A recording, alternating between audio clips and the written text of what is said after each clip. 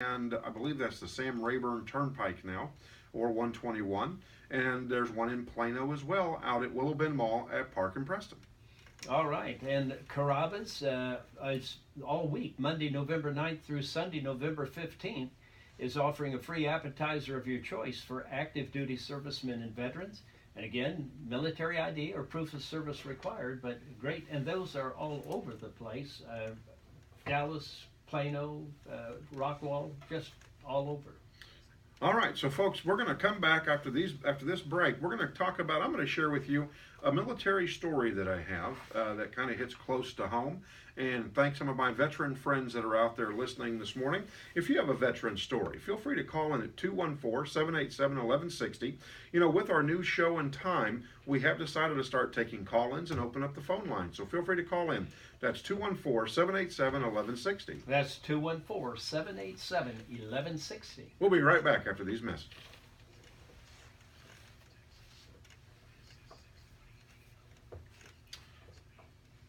Chili's, Cotton Patch Cafe. I think I'm going to share the story with about my grandfather. Okay. World War II.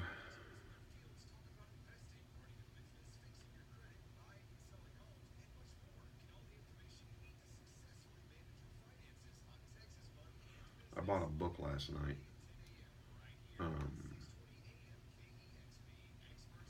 On Facebook marketing. And then I bought one also on, what was the other book I bought? One's on Facebook, and the other one's the better book of the two. I can't remember what it was. What did I buy? I bought Facebook marketing. Oh, how to do a podcast. Okay. Yeah. That Chili's is doing a free meal too. Yeah.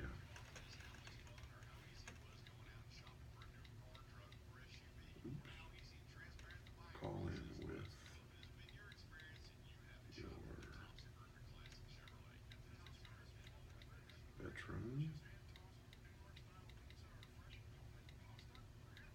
We should have done a shout out to veterans today. Oh, there's our commercial.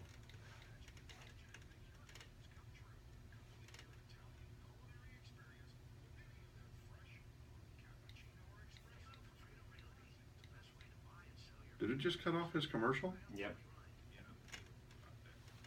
What's that? Yeah, that's no Taco Bueno. Yeah. Because that's their inventory eating into our inventory.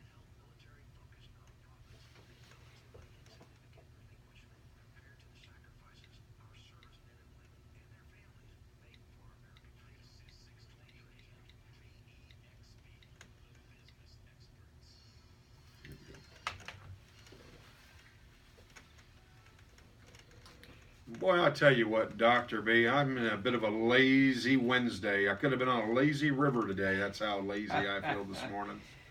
Well, it's an exciting day. Lots of opportunities out there, and we've been sharing some of those restaurants that are offering freebies for our veterans today, and we'll put some of those up on the webpage, I'm sure. I did want to mention one that I saw down here because it's time limited. It's from 5 a.m. till noon today. Denny's has a free Build Your Own Grand Slam from November 11th from 5 a.m. to noon for all active, inactive, and retired military personnel. It says participating locations only, so you may want to call ahead and check on that, but you've still got about 4 or 5 hours. Get in there and get it. 4 or 5 hours, because we're up really early in the morning. Folks, don't forget that tomorrow at 6:28 a.m. we are going to give away a family 4-pack to Sea Life Aquarium out in Grapevine. You'll call in at 6:28, be the 10th caller, say the magic word. The magic word is Veterans. Veterans. And so when you say that, be the 10th caller and you can win. And just keep calling until you get a shot at it. So we're excited to be able to give that away. Legoland Discovery Center and Sea Life Aquarium are a fantastic partner of ours. We want to thank them for all that they do in wanting to help the community and families out there have a good time. Absolutely, and it's really a great opportunity to go out, and your children will enjoy it, and not only that, the parents will enjoy it as well. Yeah, because I enjoyed it. When I went out there, I had a really nice time and enjoyed walking through the aquarium with Amy. And Amy Estrada is their marketing person out there, and she was fantastic. Just a happy place to be. Right, lots of fun for kids, and so much to do. So Absolutely. much to do. All right, and also don't forget tomorrow we celebrate our Hero of the Week, which is our nominated veteran or first responder. And you're going to want to tune in for this one because she is fantastic. And we are super excited to have Vicki come on tomorrow. So don't forget, tomorrow's a big day. Make sure you tune in. I wanted to share my veteran story. When I was a kid growing up, my grandfather, I was fortunate to have my grandfather around. And he loved to talk about when he was in the Army. And he was in the U.S. Army. He was Army Airborne is what he was in.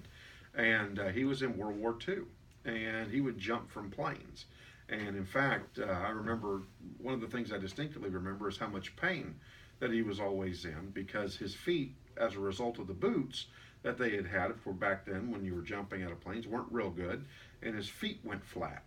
Wow. And I think he ended up with a size 18 foot or 17 foot, something like that. And he had to have very, very special sandals to even just be able to walk because his feet hurt so much. But one of the stories that touched me, and this just was the epitome of my grandfather, and I think all the veterans that were over there in Europe during this campaign, during World War II, is that he said that water was short and that they had been given wine to drink during some of the time during the war because they didn't have any clean water. And there would be children that were homeless, of course, as you would imagine, and wouldn't have anything to eat or drink. And my grandfather would give them his rations and sometimes go 2 days without eating or really drinking anything to make sure that another kiddo would be able to have something to eat or drink. And I think that probably wasn't just him. I'm thinking that was veterans probably across the board, recognizing a war-torn country and these kids without any kind of families or any kind of help. And these guys were willing to extend a hand. And to cross-reference that, I bring Sergeant Ben Rangel back in from yesterday, and I know that that's what those guys were doing over in Iraq as well. I don't care what the media says or what they try to show or what kind of picture they try to depict, but when you talk to these guys in person, they're not turning kids away or shooting kids, or they're helping kids. They're helping families. These kids come up there giving them food. Sometimes there were kids, Ben told me, never even knew what chocolate was. Right. You remember seeing a lot of pictures, particularly Second World War, Korean conflict, Vietnam, where you'll see soldiers giving away chocolate and asking for the goodies from home, sometimes not just for themselves, although certainly they enjoyed that, but would also share it with the kids that they came into contact with. Your heart goes out. I can't imagine, JP, what it's like to live in a war-torn country. And I can't imagine exactly, because I've not been in combat, what it's like to see kids who are living in that condition. But, as a privileged American, it would just be difficult to see that and not try to do something about it. And something else, Dr. B, I went to Kansas City for the World Series. Of course, you know that. And when I was going, you go through the airport, and you will see military personnel a lot of times. And I always make sure that I go out of my way, and it may be out of my way, to go by and I thank those veterans as I see them for what they're doing, for their service, because there is something that you have to give up. I mean, you give up part of your family, you give up part of who you are, because to experience what these men and women are experiencing in these campaigns abroad and giving up some of themselves for service to others is a big deal. And I can tell you that I have yet to have a veteran look at me, or an active duty member look at me and go, mind your own business. I haven't had that. They always get a smile on their face and they thank me for caring. And what's sad is that nowadays I get a look sometimes that, what's this guy getting ready to come over and say to me? And that's sad, because it should always be a warm thank you for giving up your life to serve others. It is sad, and of course a lot of our veterans from the Vietnam era in particular still have some maybe bitter feelings, some of them, because of the way they were treated when they came home. And I'm glad that things have changed and we're beginning to honor them as well. And by the way, JP, it just occurs to me that it might be a good thing for our listeners If you're at a place buying coffee this morning and there's a veteran or a first responder, police officer, fireman, just go ahead and instead of just paying for yours, pay for theirs too, and let them know how much you appreciate them. Not because you know them, not for any other reason other than to say thank you for what you've done for us and our country. And absolutely, I would mirror that and echo that, because it does.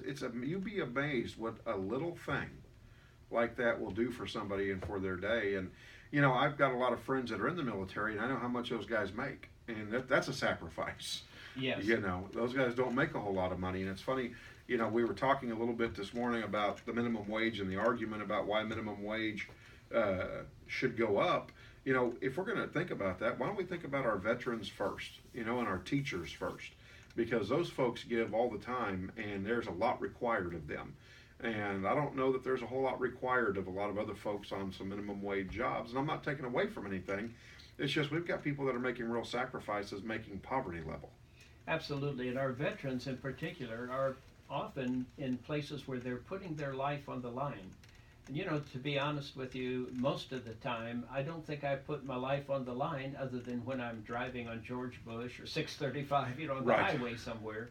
But I don't have to worry fairly in any way. I was just thinking, I started to say I don't have to worry about anybody shooting me. I know that somebody will argue with that, but the truth of the matter is it happens seldom compared to being in a battle zone. So go out and thank a vet today. If you see somebody running around and they're in uniform, tell them thank you. Tell them you appreciate their service. If you see somebody wearing one of those, you might think they're kind of a weird looking hat from the VFW or the American Legion, go up and thank those guys, because those guys are up there making a difference. Or if you see my friend, Sergeant Ben Rangel, out there running around fighting for the concerned Veterans for America, go up there and thank him for that, and thank him for his tour of duty.